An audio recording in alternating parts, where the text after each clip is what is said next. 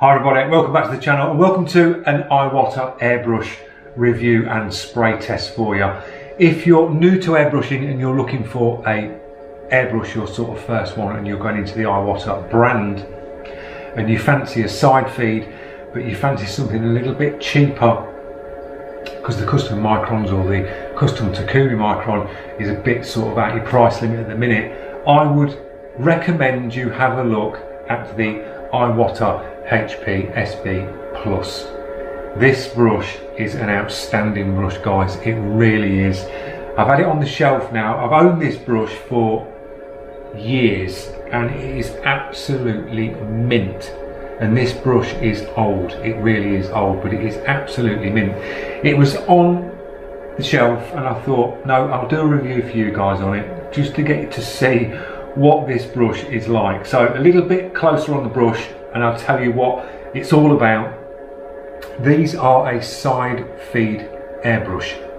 So the iWaters have a little cup to the side like that, and then the opposite side you have a pin. So you can take that pin out and you can move your cup to the opposite side of the brush, which is really good. So if you're left or right handed, you can put the cup to whatever side feels more comfortable for you.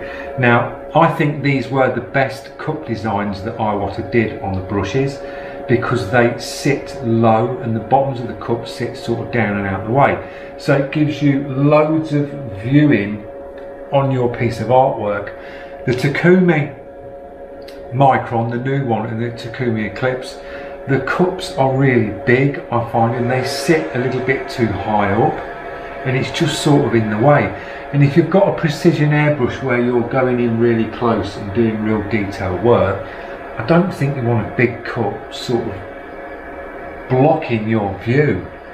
So that was, in my eyes, the best cup that they did. The actual body is really nice. The chrome finish on these are brilliant, and as you can see, it's absolutely mint, guys. And this brush must be over 10 years old now. It's a double action airbrush, so you're going down for airback paint. The trigger on these are really nice. It's like a little oval, like a round circle with a slight slope on it to the front. You've got a little grip plate on the top, so it feels quite grippy for your finger. You've got a tension piece here where you can tighten this up and you can get more tension in your spring or loosen it, and you can get a little bit softer in your spring, so that's really nice. You've got the chuck to the back. That part's your needle where you undo the chuck, you can slide your needle in and out. The rear part of the body has a little rubber washer, black washer around there, so when you tighten this body up to the front of the body, it just sits nice and snug and you get a little pullback resistance. It's just like nice and comfortable going against a rubber washer instead of going like metal to metal. At the back of the brush you've got your adjuster, so you can dial this in and it sort of sets your trigger distance. Front of the brush you've got a round crown cap. You can take this one off so it exposes the needle to the front, so you've got a little bit of needle exposure there for when you get the tip dry. Dread FX tip tool and just clean your needle, not a problem. The body's got a nice slope here, so when you hold the brush, you've got that nice little bit there that sort of just, you instantly feel comfortable with it when you go in. It's one of them brushes that you put in your hand and it sits comfortable in your hand when you pick it up. Some brushes that like cheap ones or things like that, you pick it up and you're trying to find your comfortable position with it, but you tend to pick this straight up and it's just instant comfortable, and you know you've got a good brush in your hand, you really have. So what we'll do is we'll hook it up to the airline. I'm running this at 23 psi. I've got some black golden high flow acrylic paint mixed up. We'll drop a little bit of that in the side cut. We'll just do a little spray out just to make sure the flow's okay. And it's just, you'll find with iWater as well, when you first pick one up and you put some paint in it and you spray, the actual trigger response on the iWaters it's instantly there, especially on these ones, the side feeds, sort of like the detail brushes. The triggers are really nice. As you can see, you're barely pulling back, absolutely just nudging that trigger, and you've got paint coming out. So we'll do a little bit on this test pan, do a little shaded circle with the drop shadow, show you the shade on it and show you how soft it will atomize and drop the paint down. So when it comes to lines and things like that, because we always want to see brushes, how fine do these brushes go down? Now, anything from a 0.2 going down to like the Harder and Steenbeck 0.15, they are going to be your finest like needle setups for getting down for like real fine lines. Most airbrushes will give you these fine lines and these tiny little dots. Everybody goes, how fine does it go? Is it a hairline? A 0.2, any 0.2 will get you down a hairline line. It's the person controlling the trigger and how good you are on that trigger to get these fine lines down. So I'll do some broad strokes, I'll go full back, and you'll see the sort of fan pattern and how much paint this brush will put down. So that's full back, and as you can see on full back, it atomizes, top and bottom of that pass atomizes really nice. So they really do atomize acrylic paints really well, and they'll atomize solvent paints really well as well, because these are like a solvent proof front end on these, so you've not got to worry about your solvent putting like solvent paint through it like base coats and things like that. You will find it will atomize solvents better. Water bases can be a little bit grainy unless you're going for like your, say like the golden high flow, which this is, but you can thin it down. But the actual pass on that is just really fine atomization. Now going down from that line, we'll move down from there and I'll bring the lines down to as small as I can get them. So you've got your next pass coming down the lines.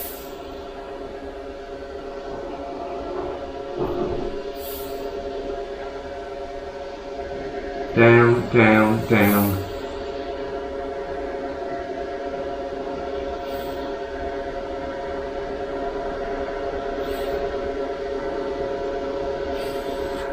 So this brush will go full pass like that, so you've got like your band, so you get good coverage. So if you're doing like a background on a portrait or something and you want to get a bit of paint down, these things will get you the paint down. A few passes and you'll get a nice covered background on what you're working on. And then if you want to get down on your detail and do some real fine easy lines, because it does these lines very easy because the trigger is very responsive, so you can just bring that trigger in and you can get these precision lines down, whether you're doing sort of like the dagger type strokes where you're flicking the brush out. It's just effortless, it's just really comfortable and easy to do with this brush, and it gives you that little bit of confidence as well when you've got a more quality brush in your hand that is on point when you move the trigger. It just gives you more confidence for airbrushing than having a cheap brush where you're fiddling around and you're moving that trigger too far back, then you get your paint. It's just, you will know when you put a dearer brush in your hand on how much better it is. They always say you get what you pay for, and I think when it comes to airbrushes, you do get what you pay for when it comes to airbrushes.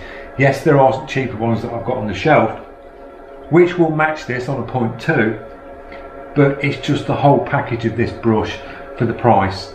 It's just quality, guys, it really is. So we've done some passes there. It will do some really nice easy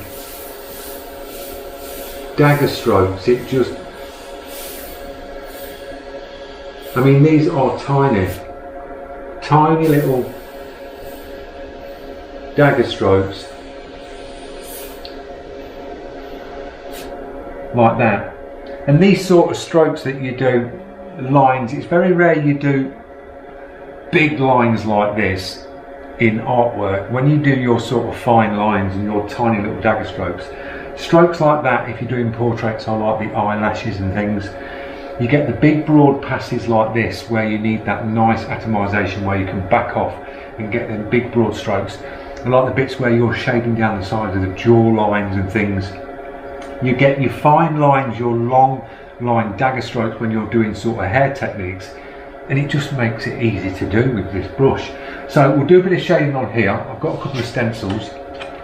We'll hold that one over and we'll just do a shaded circle. So if we look at, say, the light source is coming this way, we'll do a soft shading here going darker to this side, and then I'll just do a drop shadow at the bottom. So nice and easy. Hold your stencil up.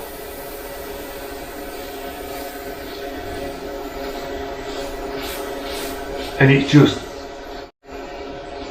puts the paint down where you want it, and I'm actually out of paint. So a little bit more paint. Hold your shield up.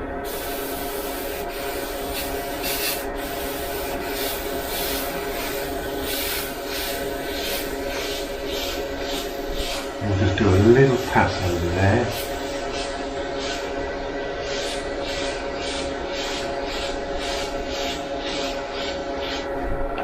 And you can see how that you can get them really nice soft transitions with this brush. This is a black opaque paint, and it's just got a little bit of thinned out water. It was what was left over from the class, so it's probably a little bit grainy because it's sat in the studio and dried up, but I've just chucked a bit of water in it for the demo. But it just atomizes really nice, not an issue at all. So we'll do a little drop shadow on that. So you can just hold your next shield up.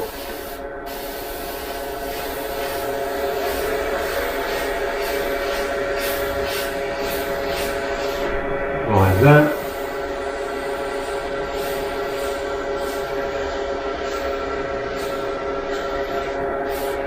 And there you've got like your soft, sort of like tennis ball looking, so you've got your light source coming this way, you've got your drop shadow there. So we'll just whiz and do another one of them. We'll do the light source from that side. So hold your shield up.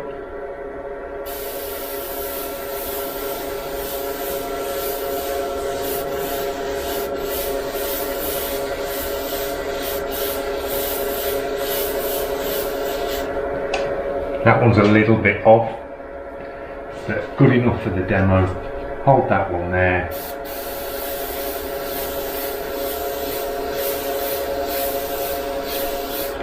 And then you've got the opposite side, light source that way, really nice atomization coming across. So it's just a great, comfortable brush. And I'm glad I picked this up tonight to do a little review on it, guys, because these sort of brushes are old.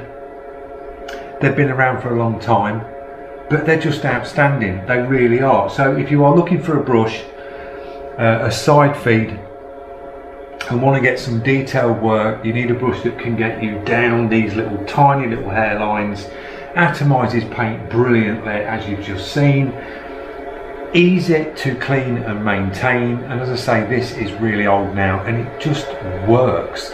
You pick it up off the shelf, give it a quick blast through, and it performs like that. And it's 8 to 9, probably 10 years old, and it's still performing like it did out the box when I first got it. And that's the beauty of Iwata brushes, guys. They will be around with you your whole career of airbrushing, and you don't get rid of them. You tend to just keep hold of them and keep hold of them, like I have with this. I won't get rid of any of my Iwata range because they're just brilliant brushes and they last. So I hope you've enjoyed it. Hope you've enjoyed the look at the HP SB Plus 0.2 double action.